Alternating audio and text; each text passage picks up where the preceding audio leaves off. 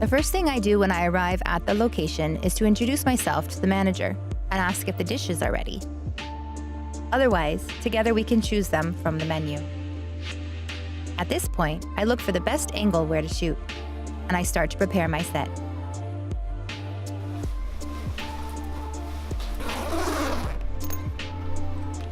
First of all, I place the camera on the tripod and arrange any additional lights.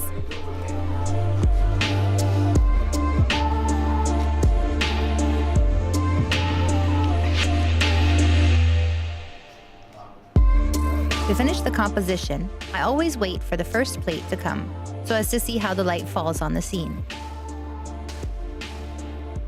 And eventually add a reflector to enlighten all the elements evenly.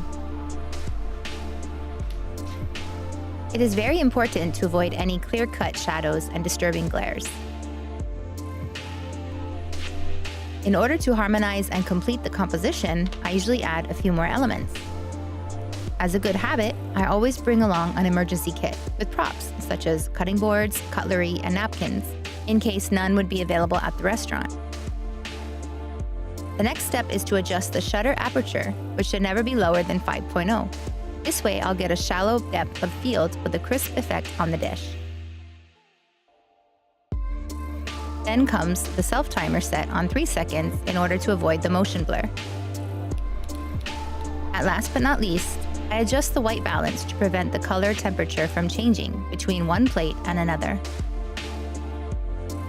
The hero shot is the cover image of the restaurant, consisting of a minimum of 3 to 5 dishes.